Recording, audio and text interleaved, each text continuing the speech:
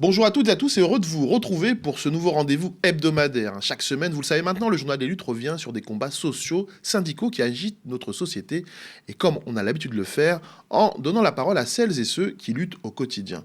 Alors merci à vous de nous soutenir. Vous pouvez nous écrire à jdl@lemediatv.fr ou nous laisser un message au 06 86 46 08 46. Et avant de démarrer cette émission, j'ai un message important à vous faire passer. L'avenir du média est en jeu et nous avons besoin de vous plus que jamais. On vient de passer le cap des 3000 donateurs mensuels. Alors merci à celles et ceux qui se sont investis. Merci de nous permettre et de permettre au premier média télé indépendant de France d'exister et de se développer. Je vous donne rendez-vous sur cap-sur-10k.lemediatv.fr. Notre survie dépend de votre soutien ainsi que notre arrivée sur la TNT francilienne. Et c'est avec vous que le combat continue. Le journal des luttes, c'est parti.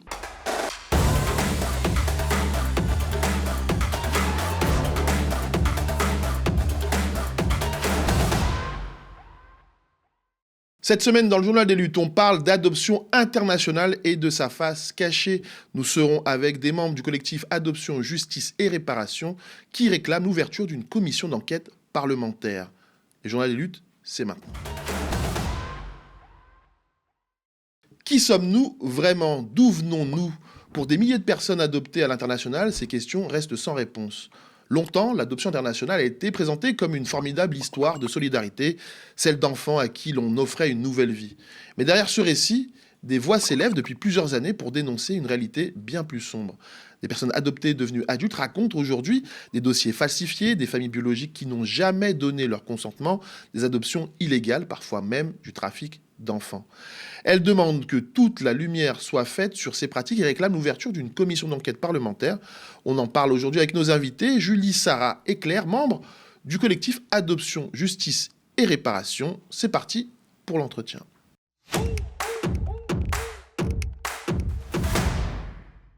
Bonjour Julie, Sarah.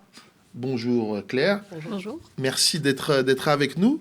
Je le disais, l'adoption internationale est un vaste sujet avec effectivement tout un récit autour du bien fondé de l'adoption, mais effectivement, il y a une face un peu plus sombre. Et depuis quelques années, beaucoup d'adoptés, effectivement adultes, racontent cette histoire. Vous êtes toutes les deux des personnes adoptées.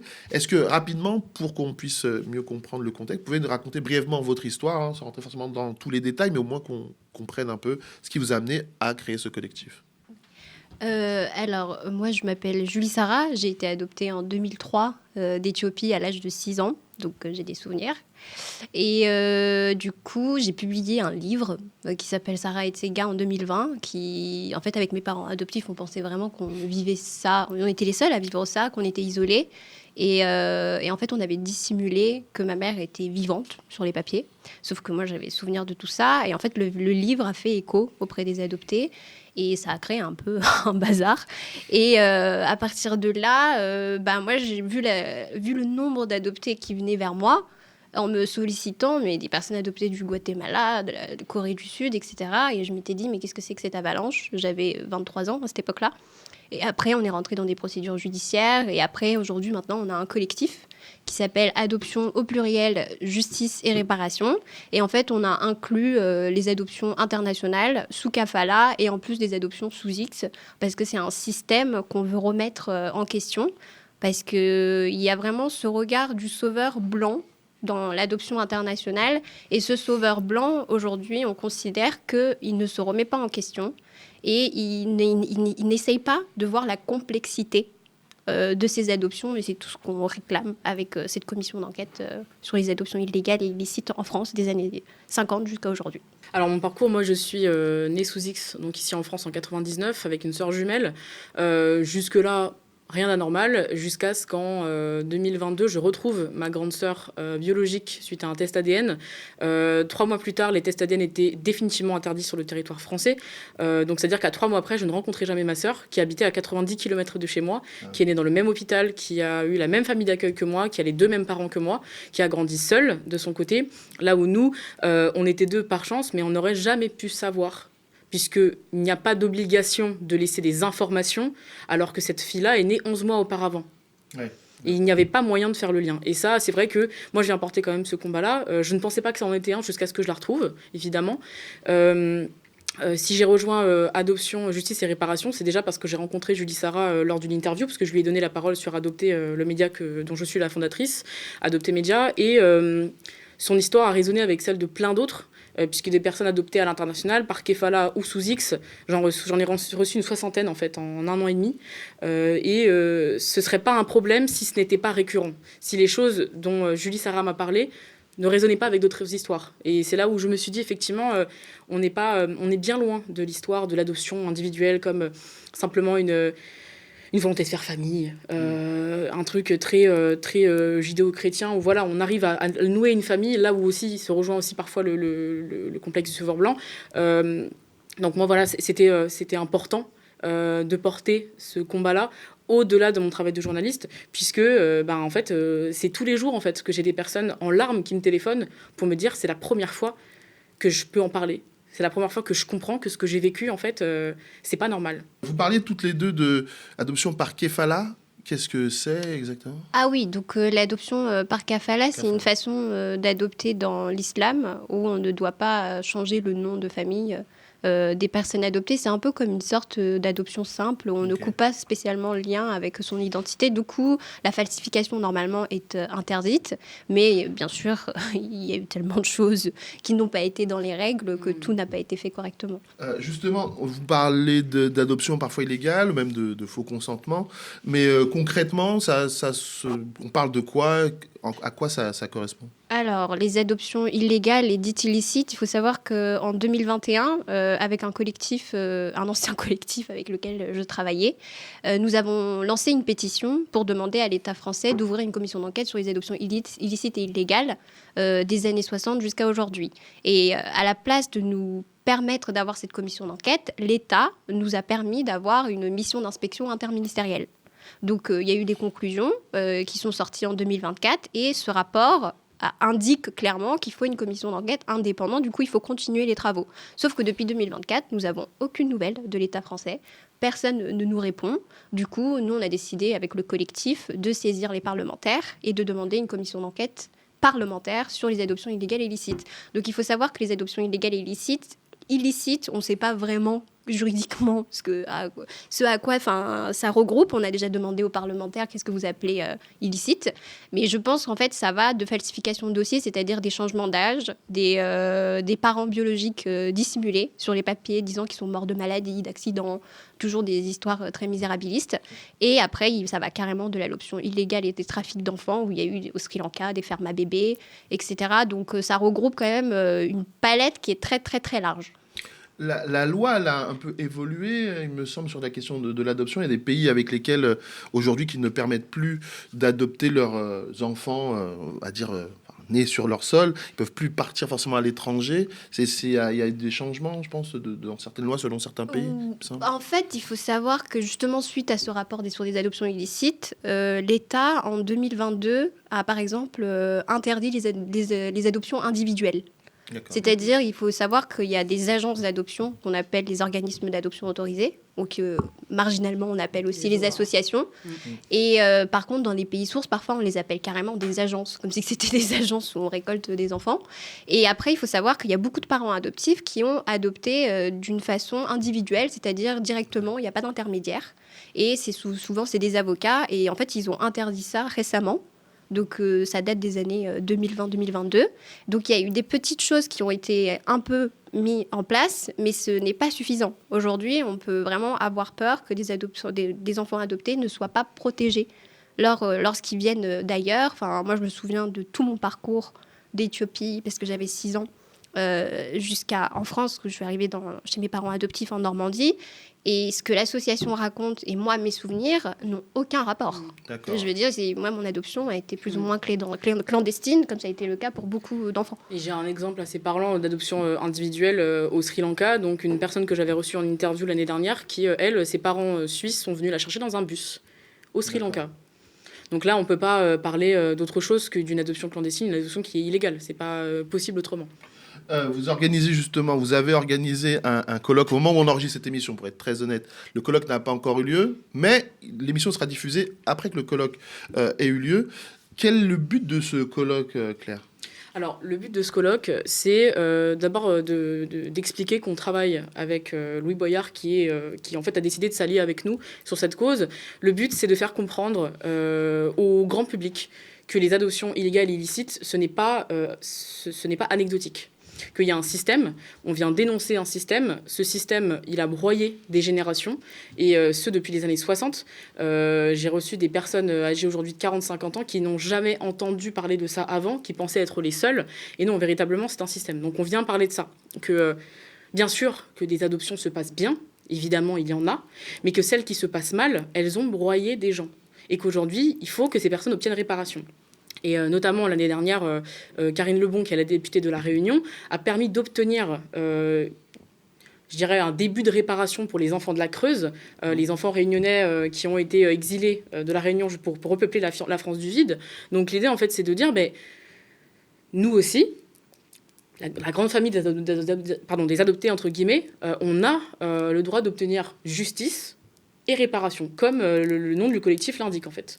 Et quand vous parlez de réparation, quoi, c'est des réparations financières, c'est des excuses de l'État, c'est des documents, enfin, qu'est-ce qui vous signe, enfin, qu'est-ce qu'il y a derrière le mot réparation ? Oui, alors là, il faut savoir que déjà, lors du colloque, on n'a pas convié les personnes par hasard. Nous avons convié le chef de la mission d'adoption internationale qui est relié au ministère des Affaires étrangères. Nous avons convié le Conseil national de l'adoption. La présidente Monique Limon sera également présente. Et on a convié également des historiens, des avocats pour une neutralité, pour montrer que c'est scientifique et que cela ne s'agit pas que de nos témoignages personnels, mais il y a un problème collectif dont il faut se saisir. Donc, pour la reconnaissance et les réparations, par exemple, c'est tout bête, mais tous ces adoptés qui, jusqu'ici maintenant, ils sont devenus adultes. Quand on veut retrouver nos familles biologiques, parce que sur les 120 000 personnes adoptées à l'international, on ne sait pas combien sont concernées, on n'a pas de chiffres. Donc le but, c'est aussi de dire que ces personnes, quand elles se questionnent, aujourd'hui, les institutions, qu'on s'adresse à la MAI, au CNAOP, etc., en fait, on nous ferme les portes, on nous dit il n'y a plus de traces, ou on nous invente des histoires pas possibles, comme les organismes d'adoption autorisés continuent à mentir. Et en fait, le but, c'est que, par exemple, on va demander une structure étatique qui va contrôler la quête des origines. Donc, on veut que l'État mette en place un système, une structure étatique qui va accompagner les adoptés dans leur quête des origines, déchiffrer leurs dossiers, où ils ont été déposés. Parce que parfois, par exemple, moi, dans mon dossier, un coup, c'est marqué que je suis née à DC, un coup, c'est marqué que je suis née à Addis Abeba. Donc, où est-ce qu'on va chercher, en fait ? Donc, aujourd'hui, il faut nous accompagner dans ces démarches-là. Et après, il faut savoir aussi qu'il y a une grande détresse psychologique chez les personnes adoptées, sans les prendre pour fous, parce qu'ils sont loin d'être fous. Et en fait, il faut les aider. En fait, le déracinement, tous ces traumas les ont complètement bloqués d'une certaine façon. Et en fait, l'État ne veut pas entendre cette souffrance. En fait, ils pensent tellement faire le bien que les notions de déracinement, le fait qu'on ait grandi dans...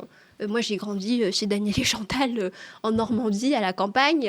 C'est quelque chose, je me suis longtemps crue blanche. Ouais. C'est des choses... En fait, au-delà des adoptions illicites et illégales, même ceux qui n'ont pas été adoptés illicitement, illégalement, il y a un problème avec ce système d'adoption internationale. Les pays ont signé la Convention de La Haye en 1993, dont la France, qui met au centre l'intérêt supérieur de l'enfant, sauf que ça n'a pas été respecté. Tout a été bafoué. Aujourd'hui, les Pays-Bas, la Suisse ont présenté leurs excuses après ce genre de commission d'enquête. Et on pense que la France, qui est soi-disant un pays du droit de l'homme et de l'enfant, que j'ai longtemps cru naïvement, doit assumer. Justement, dans ce que vient de raconter Julie Sarah, les difficultés que peuvent rencontrer les personnes qui souhaitent retrouver leur famille biologique ou simplement des traces de leur histoire, c'est des témoignages, j'imagine que dans ton média Adopté Média, tu as régulièrement. Elle le dit très bien, Julie Sarah, il y a un véritable enjeu de santé mentale qui nous concerne, qui concerne en fait tous les adoptés. Le mal-être de l'adopté, c'est un vrai sujet. Le déracinement, la perte identitaire, toutes ces choses-là, je ne compte plus le nombre d'adoptés qui sont venus me dire qu'ils ont eu des idées noires, qu'ils sont passés par la dépression, qu'il y a eu des tentatives de suicide, je ne sais pas si Et on peut ça, le dire. pour rebondir, il y a une étude, notamment au Canada, qui dit que les enfants adoptés ont 4 fois plus de chances d'en venir à un suicide qu'un enfant Exactement. lambda. Et elle le dit, ça manque d'études. On manque d'études là-dessus. Tout comme les cas aussi d'inceste dans les familles adoptives, ça aussi, il manque d'études. C'est des choses qu'on sait puisqu'on se parle entre adoptés. Et le nombre de fois où on se regarde, on se dit, mais moi aussi, et ça me rassure de pouvoir l'entendre, c'est pas normal qu'il n'y ait pas de structure qui se soit dit, mais en fait, les enfants, qu'ils étaient des enfants qui ne sont plus des enfants aujourd'hui, ont le droit et on a le devoir de les accompagner. Parce que l'adoption, ça nous suit... disons que c'est pour toute la vie. On peut décider de ne pas être défini par ça, mais c'est pour toute la vie. Oui, il y a quelque chose, parce qu'en fait, là, le discours que les adoptés devenus adultes ont actuellement, il va contre le récit national qu'on fait de l'adoption, parce que du coup, ça ne plaît pas à tout le monde d'entendre vos propos. Est-ce que... Bon, vous êtes bien placé pour le... Oui, on est même attaqué. Voilà.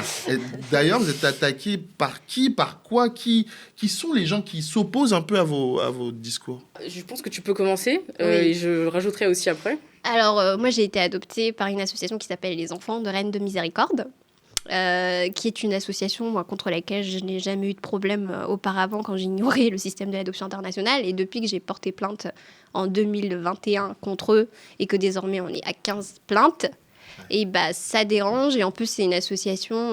moi, je ne veux pas rentrer dans des enjeux politiques. Mais enfin, il faut quand même rentrer dans les enjeux politiques. Mais je veux dire, moi, je suis complètement apolitique et je n'ai rien contre la droite ou quoi que ce soit. Mais là, on a affaire à une association d'extrême droite, clairement.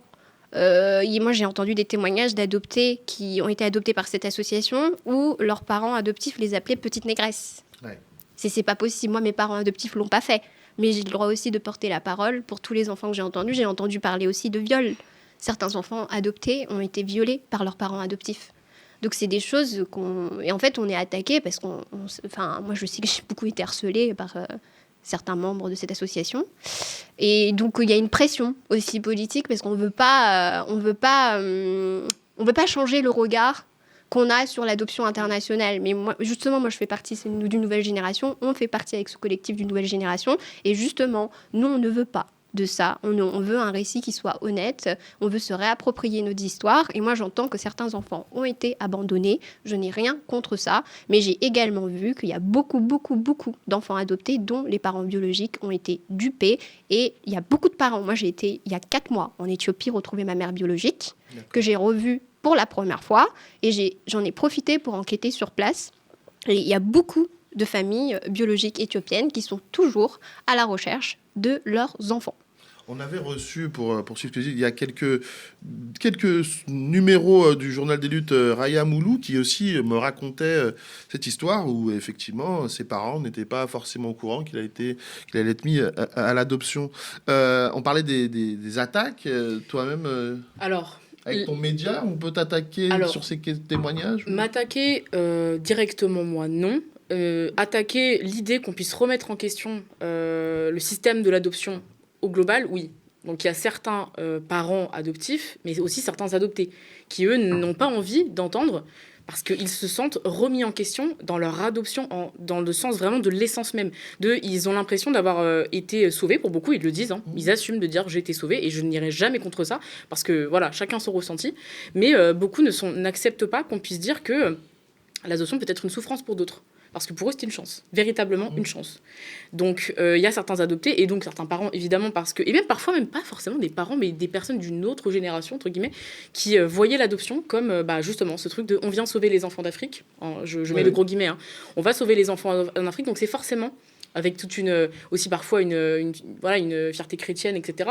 Donc c'est forcément une bonne chose. Et donc ils n'aiment pas qu'on vienne remettre ça en question. Et donc souvent, très souvent, et Julie Sarah sera d'accord avec moi, je pense, on a le terme d'ingratitude qui revient dans les commentaires de ce qu'on fait en fait. Vous êtes des enfants ingrats, vous auriez préféré périr dans votre village en Afrique. Voilà, ça c'est ce que je reçois comme commentaire super souvent. Et là, pour rebondir sur périr en Afrique, moi j'ai retrouvé ma famille biologique en Éthiopie. Ma grande sœur travaille à la banque, mon frère travaille pour le gouvernement éthiopien.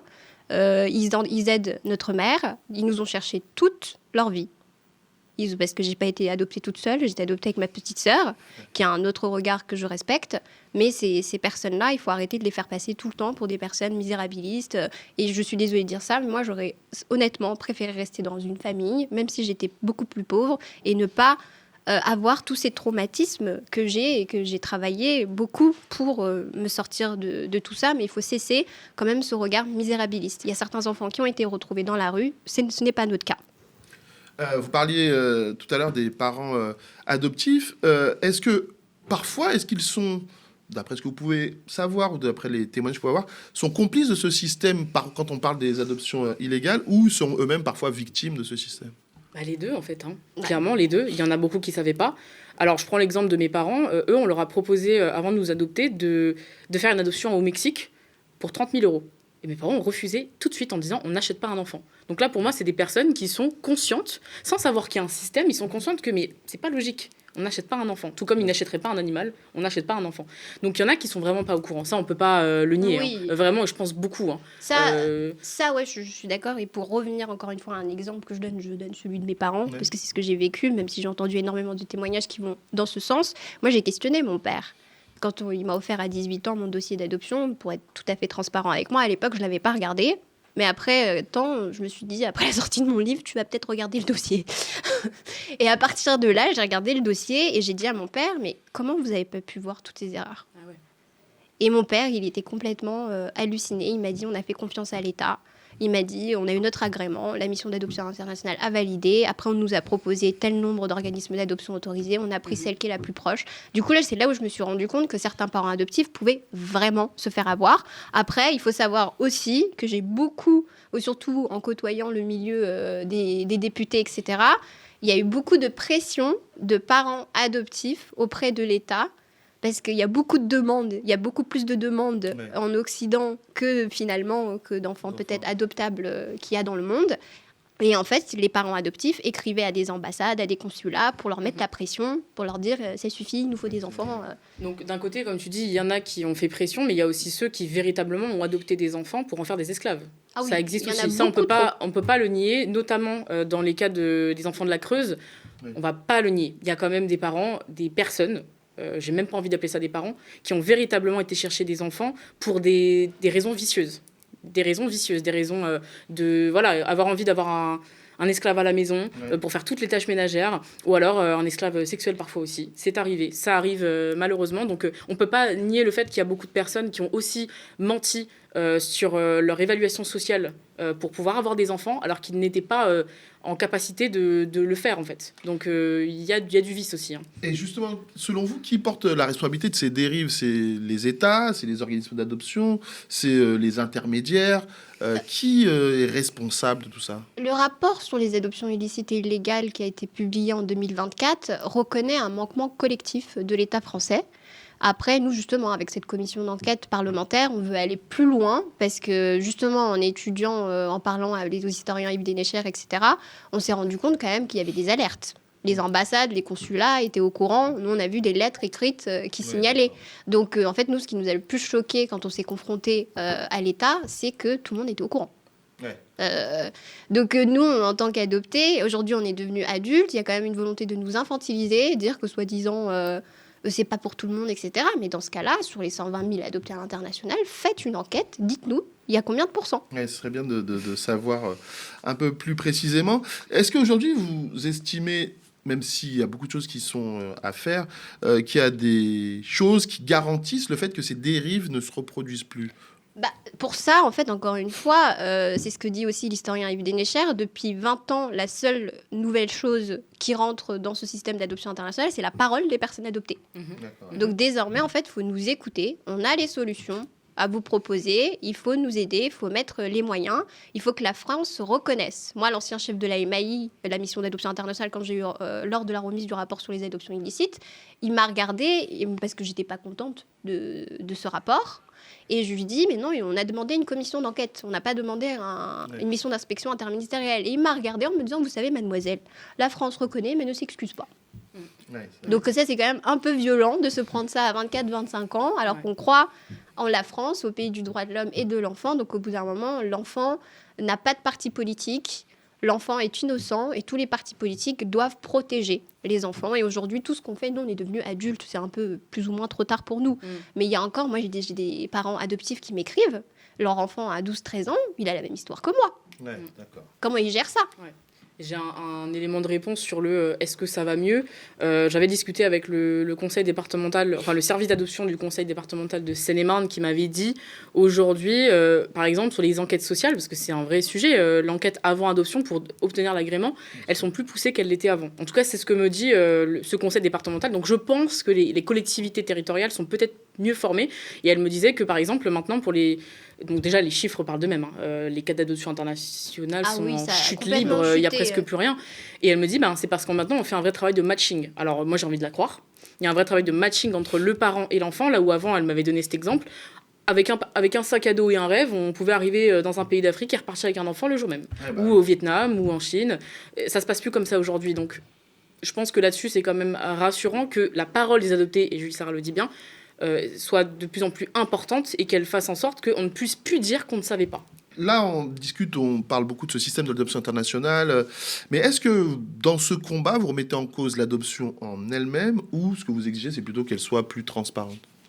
Alors, il y a 2 étapes. Il y a une partie qui veut vraiment... Enfin, on sent que chez les adoptés, il y a une colère, mais il y a des colères saines, on ne va pas se mentir, et qui, eux, veulent carrément l'abolition de l'adoption internationale. De toute façon, quand on regarde les Pays-Bas, quand ils ont fait l'ouverture de cette commission d'enquête, je crois que c'était dans les années 2022-2023, ils ont arrêté l'adoption internationale. Même là, la Flandre a cessé cette année des adoptions internationales. La Suède est en train Exactement. de faire de même, en Suisse aussi. Et il y a un problème systémique, en fait. Donc, c'est soit l'État prend en compte ce qu'on dit et essaye de rétablir, mais ça va être très compliqué. Mais je pense qu'il y a moyen qu'on aille vers vraiment l'extinction de l'adoption internationale. Là où l'adoption en elle-même, on ne peut pas l'arrêter. C'est factuellement impossible, que ce soit ici ou dans d'autres pays, en fait.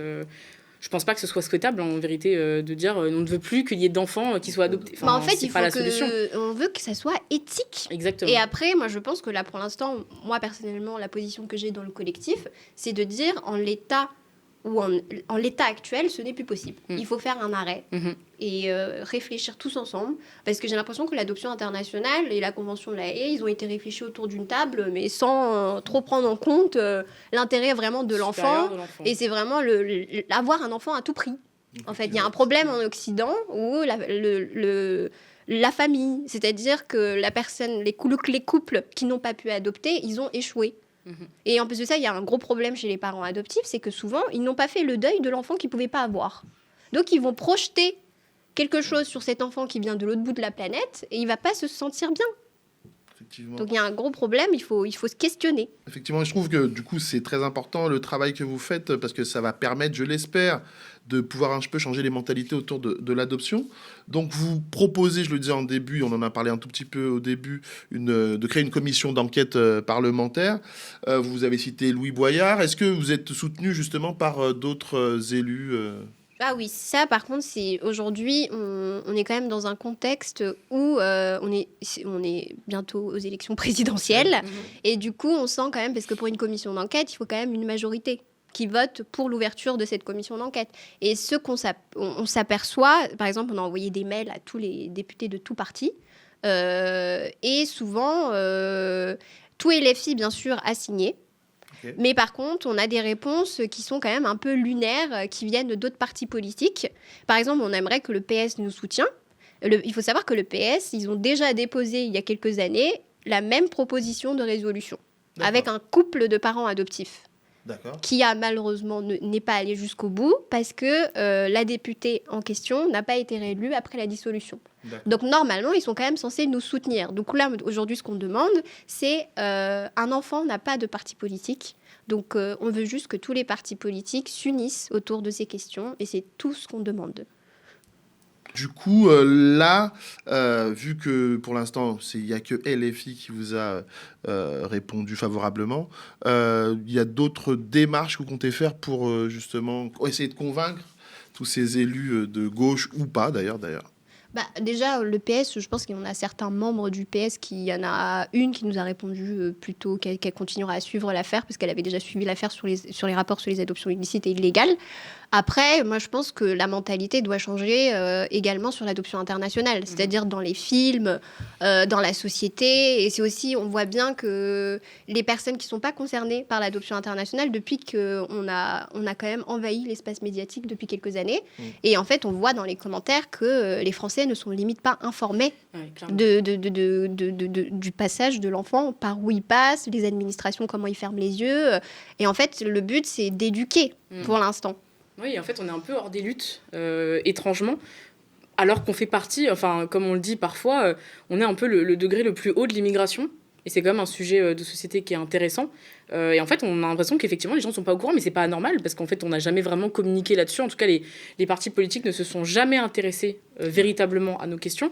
Et donc aujourd'hui, bah oui, c'est ça, prendre de la place le plus possible dans toutes les institutions, les médias, et que les personnes qui se sentent concernées, ou du moins touchées par nos questions, s'engagent avec nous. Ouais. Et puis, il faut savoir aussi que le travail qu'on fait depuis quelques années fonctionne. C'est juste que l'État ne le dit pas officiellement. Mais par exemple, avant, il y avait 47 organismes d'adoption autorisés en France. Aujourd'hui, nous ne sommes plus qu'à une dizaine. Ok, effectivement. Donc, il faut aussi que l'État contrôle. Et en fait, il faut qu'il ne nous donne pas. En fait, le problème, c'est qu'on ne nous donne pas cette information. Et du coup, ce qu'on a fait avec le collectif, c'est qu'on a créé un site internet qui s'appelle Adoptees Guide, qui est en français et en anglais, et qui va on a pris les travaux de Amandine Gay, qu'elle avait mis sur un drive pour concentrer tout ce que les adoptés ont pu faire. Et du coup, on a plus de 1300 ressources et on a mis ça en ligne il n'y a pas longtemps. Mais il y a un travail de recherche, de ressourcement, enfin, il y a beaucoup de choses encore à faire. Et on va terminer là-dessus, mais justement, on parlait d'éducation. Est-ce que je peux rappeler quel est ton média, Claire ? Donc moi, j'ai fondé Adopter Média, qui est un média 100% un pure player, en fait, 100% sur Internet, qui publie en fait tous les lundis un témoignage d'une personne adoptée, donc qu'elle soit à l'international, national, donc sous X ou en Kefala, et aussi du travail d'enquête, du reportage et des interviews d'experts aussi. Et toi, Julie Sarah, tu as sorti un livre il y a quelque temps ? Oui, en 2020, j'ai sorti un livre qui s'appelle Sarah et Tsega, avec mes souvenirs de l'époque et plus le récit que l'association m'a mis en tête, du coup qui a brouillé ma mémoire d'enfant. Donc moi, cette année, j'ai malheureusement arrêté la publication du livre, mais je vais le rééditer avec une préface, parce que vraiment, à l'époque, je n'étais pas beaucoup informée et on m'a beaucoup lavé le cerveau. En tout cas, merci à toutes les deux d'avoir été avec nous. On va suivre votre combat de près et on n'hésitera pas à vous inviter à nouveau pour vous savoir où ça en est, si la commission d'enquête a été lancée et ainsi de suite. Merci à toutes les deux. Merci.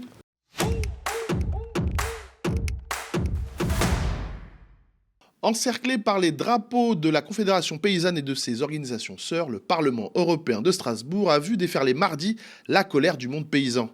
En cause, un projet de règlement qui s'apprête à ouvrir grand la porte aux nouveaux OGM. Ces plantes issues de techniques génomiques que la Commission veut faire passer pour de simples variétés naturelles et donc dispensées de toute traçabilité, de tout étiquetage et de toute évaluation sanitaire. Les manifestants dénoncent surtout l'ouverture à des brevets classiques sur ces semences qui renforceraient la position des géants de l'agrochimie comme Bayer Monsanto ou Syngenta au détriment des petits agriculteurs et semenciers. Une menace, selon eux, pour la souveraineté alimentaire et la biodiversité agricole. Mais la mobilisation n'aura pas suffi. Ce mercredi, les eurodéputés ont entériné la dérégulation des NGT, portée par une large majorité de droite et du centre.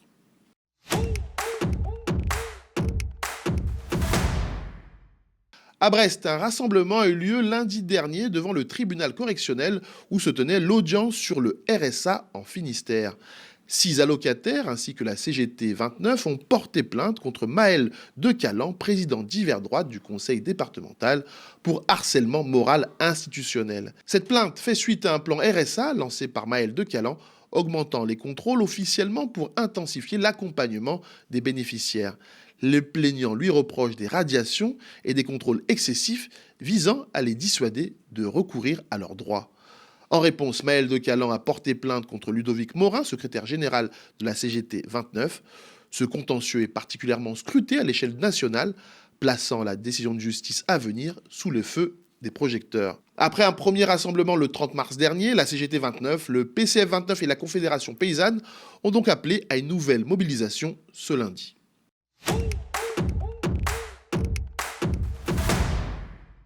Dans les Hautes-Pyrénées, un collectif de soutien à la Palestine a appelé à manifester samedi dernier devant l'usine CAF de Bagnères de Bigorre.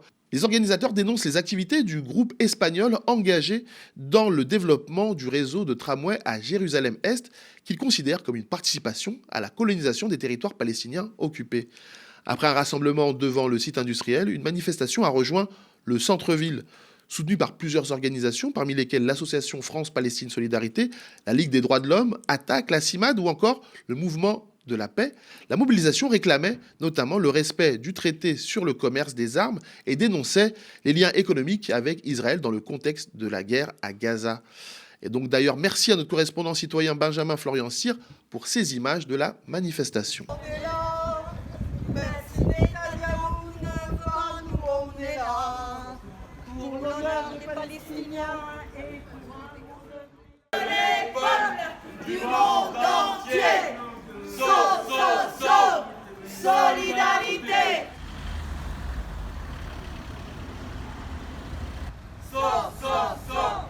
Solidarité avec le peuple palestinien.